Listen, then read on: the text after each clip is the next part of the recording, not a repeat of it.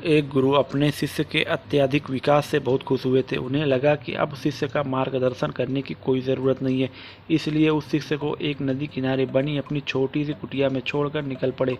रोजाना सुबह स्नान के बाद शिष्य शेर की खाल से बने अपने कपड़े को सुखाने के लिए टांग देता था। यही एकमात्र वस्तु थी जो उसके पास थी। एक दिन चूहों ने उस शेर की खाल को कुतोड़ डाला। ये देखकर शिष्य बहुत ही उदास हो गया। वस्त्र न होने के कारण वह दूसरे वस्त्र मांगने गांव वालों के पास पहुंचा।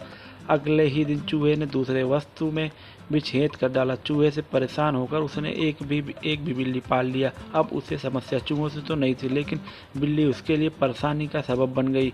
उसे अपने खाने के साथ साथ बिल्ली के लिए दूध का इंतजाम करना पड़ता था। एक दिन उसे लगा कि मैं कब तक गांव वालों को मांगता रहूंगा, क्यों ना मैं खुद की एक गाय रख लूं। जब उसे गाय मिल गई तो फिर उसके लिए चारा मांगने की ज़रूरत पड़ी।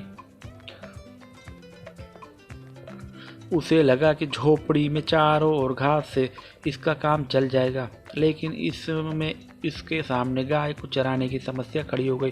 गाय को चराने के चक्कर में उसे ध्यान के लिए पूरा वक्त नहीं मिल पा रहा था, इसलिए इस काम के लिए उसने आदमी रख लिया। अब सवाल यह आया कि काम करने पर निगरानी की। उसके लिए उस शिष्य ने अपनी एक महिला से शादी कर ली जो इसके इन सारे कामों की निगरानी करती और उसके काम में हाथ बटाती। आगे चलकर ऐसा वक्त आया जब वह गांव का सबसे धनी व्यक्ति बन गया। कई सालों के बाद अचानक एक दिन गुरुजी उस गांव में पहुंचे। सब कुछ बदला हुआ देखकर वे दंग रह गए। उन्होंने देखा कि जहां कभी कुटिया हुआ करती थी वहां आज एक आलीशान इमारत खड़ी है। उन्होंने एक नौकर से पूछा, क्या यह वही जगह नहीं है जहां कभी मेरा एक शिष्य रहा करता था? नौकर उन्हें कोई जवाब देता, इससे पहले कि गुरु का वह शिष्य हाजिर हो गया।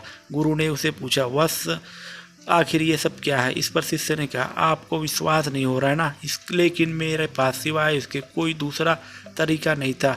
मैं शेर की खाल को हटा देता। हमें ये सीख मिलती है, छोटी ज़रूरत या बदलाव के आधार पर बड़े परिणाम मिलते हैं। कामयाबी की निशानी यही होती है। मेहनत करते रहो हमेशा।